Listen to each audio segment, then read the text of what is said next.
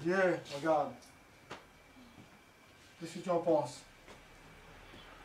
Mais avant qu'il amène sa valise de billets, tu te donnes une situation financière catastrophique. Là, tu es dans une situation catastrophique, là. Là, franchement, là, c'est fait, hein. Parce que c'est pas quand tu es fort qu'il vient, c'est quand tu passes devant des moments difficiles. C'est là qu'il vient, avec ses propositions. Il dit, voilà la valise. Voilà, il y a le billet dedans. Maintenant, personne ne te voit et c'est entre toi et moi. Alors, je dirai à personne. Hein. Je dirai à personne, c'est entre toi et moi. Nous sommes dans le désert, là, regarde, il n'y a personne qui nous regarde. Allez, fais le jeu de flexion. Et puis c'est à toi. Combien de personnes sont pris comme ça? Des rois, des présidents, des pasteurs ont mordu l'hameçon, sont tombés dans le compromis et aujourd'hui sont disqualifiés. Vous voyez? Il faut qu'on soit capable de résister.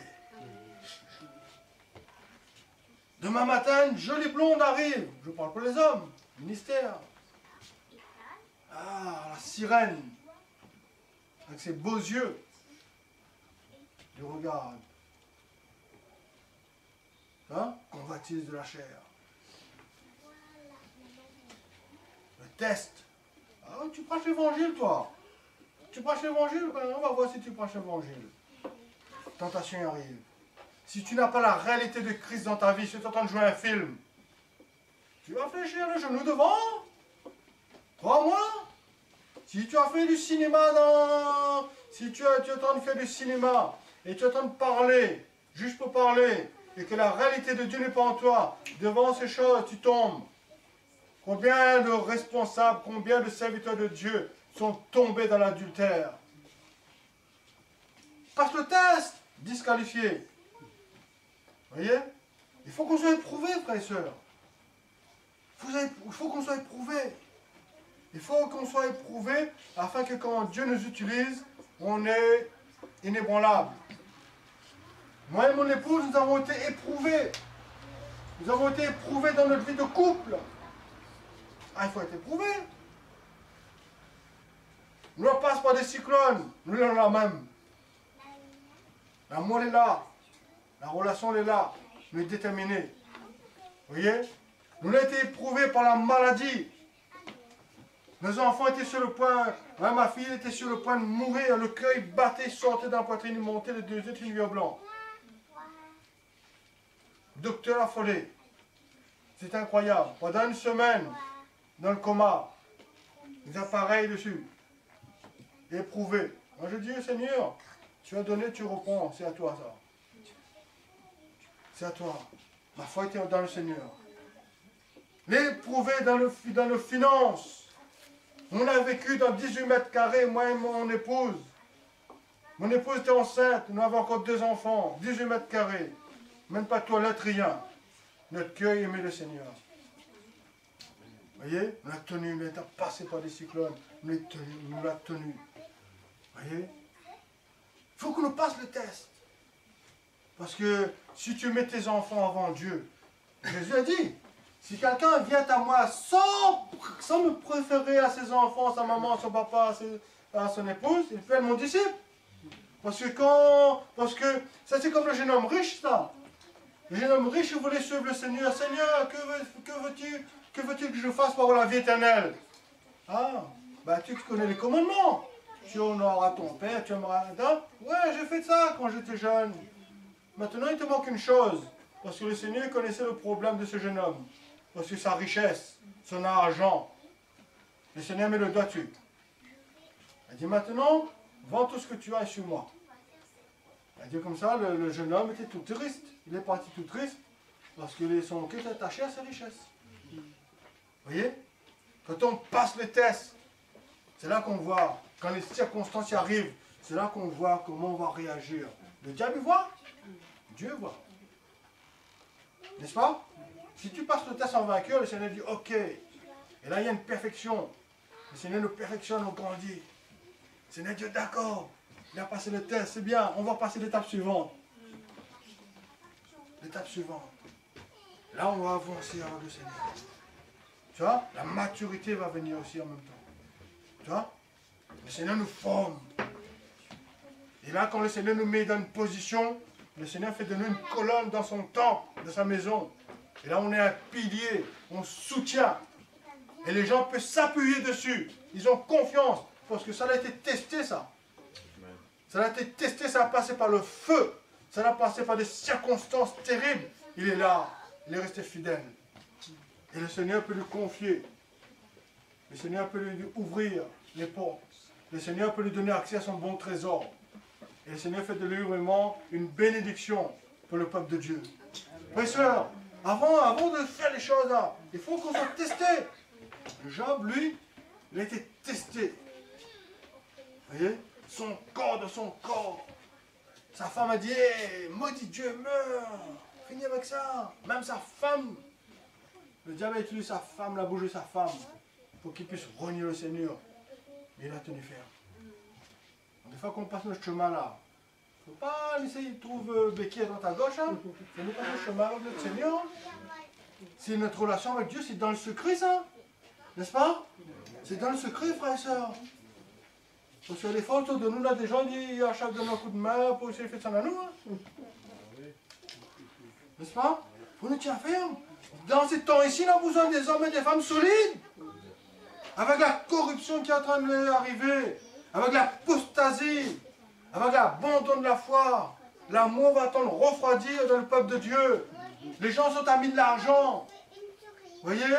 Ils recherchent l'argent. Et Paul a dit que beaucoup, ils prêchent l'évangile pour leur ventre. Mais là, il faut que nous soyons des hommes solides. Amen. Parce que Dieu a une mission à nous confier. Dieu a un plan, Dieu a un dessein. Et Dieu cherche des hommes et des femmes pour cela. Mais Dieu n'utilise pas des matériaux naturels. Dieu utilise des matériaux transformés. C'est pour cela qu'il nous fait passer par le feu. Parce que vous savez que les pierres précieuses, le diamant, d'après, il dit que le diamant, c'est du carbone. N'est-ce pas? Le diamant, c'est du carbone. Il passe par des étapes. Vous voyez?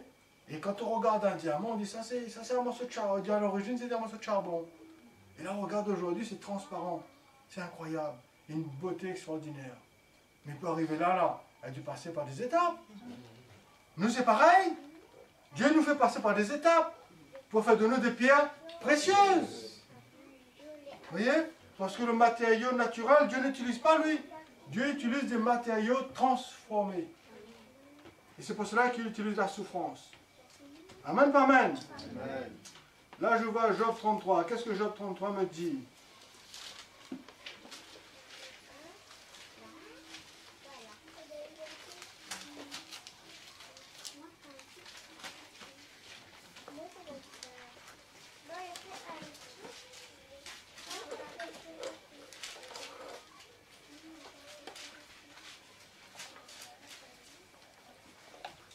Job 33, qu'est-ce qu'il dit?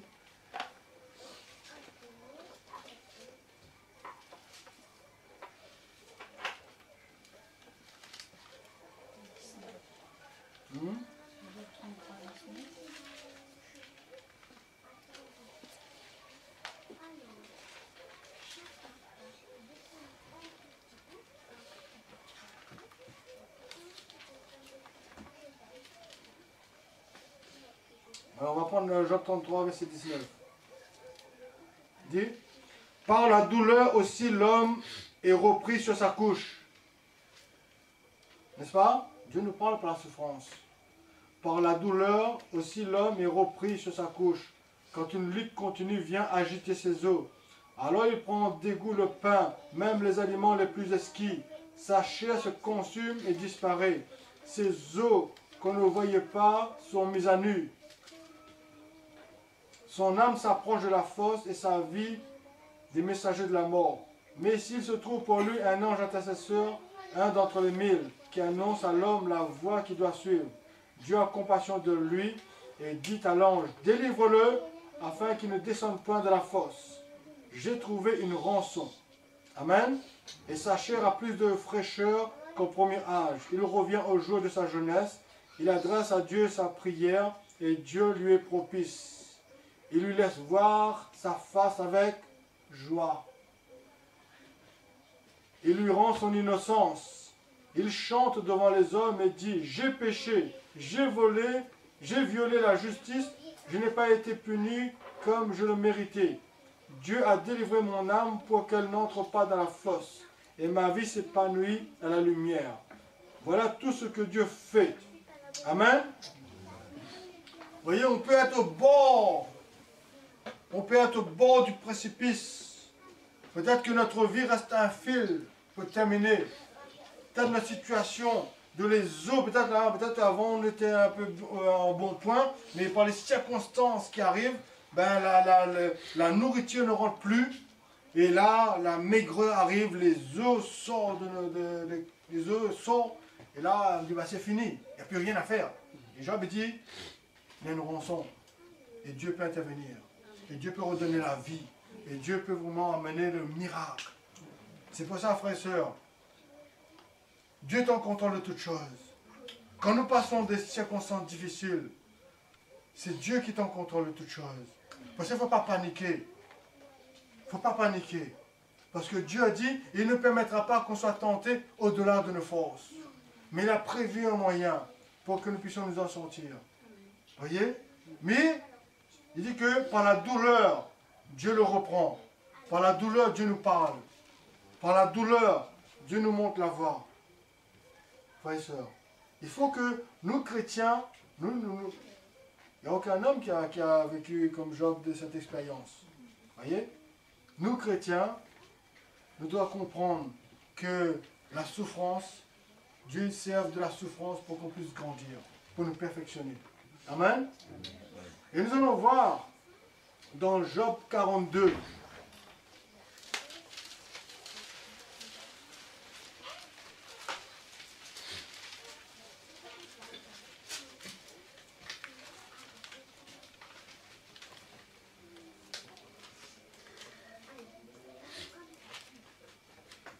Job 42, qu'est-ce que Job 42 dit?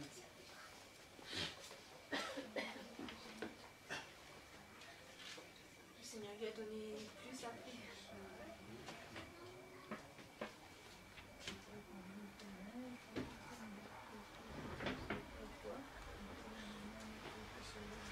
Par les amis du Job aussi. C'est maintenant les yeux complexes. Oui, oui. Là, c'est le verset 5. Verset 5. 5. Job 42, verset 5.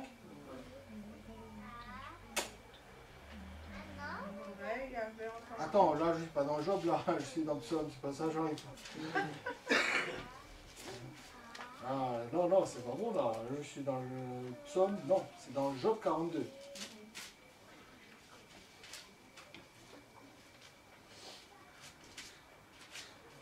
Voilà. Il dit, Job il dit, mon oreille avait entendu parler de toi. Pourtant, la parole de Dieu dit que Job était un homme intègre qui craignait Dieu et tout, hein. Dieu fait son éloge. Mais là, Job dit, mon oreille avait entendu parler de toi, mais maintenant mon œil t'a vu. C'est pourquoi je me condamne et je me repens sur la poussière et sur la cendre. Amen. Job, avant, il parlait de Dieu.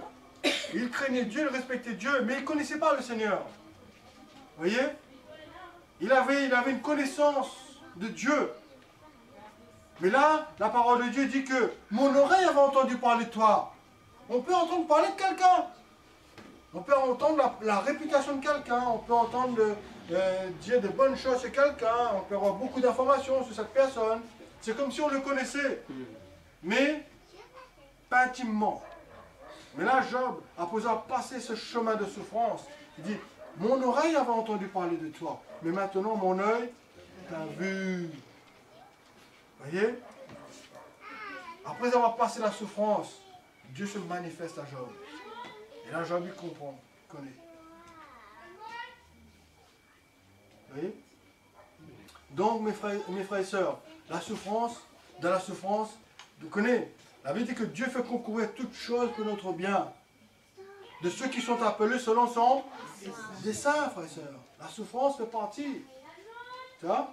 Dieu veut vraiment nous perfectionner au travers de la souffrance. Et là, nous voyons que ensuite Dieu fait des reproches aux amis de Job. Dieu n'était pas du tout content avec les amis de Job. Vous voyez? Où est-ce qu'il dit ça, lui? Verset 7. Le verset 7. Alors que l'Éternel lui a adressé ces paroles à Job, il dit à Eliphaz de Théman, ma colère s'est enflammée contre toi et contre tes deux amis, parce que vous n'avez pas parlé de moi avec droiture, comme l'a fait mon serviteur Job. Vous voyez? Pourtant, ces hommes-là, quand ils ont parlé, il y avait une sagesse. C'était extraordinaire. Mais Dieu n'était pas du tout satisfait. Parce que les autres, ils parlaient des choses, mais ils n'allaient pas passer dedans. Job, c'était un homme qui était en souffrance. Eux, ils parlaient de grandes choses, mais ils ne connaissaient pas c'est quoi souffrir pour Dieu. Ils ne connaissaient pas c'est quoi tout ce que Job a passé. Lui, Job, il parlait, mais il était dans la souffrance pour Dieu.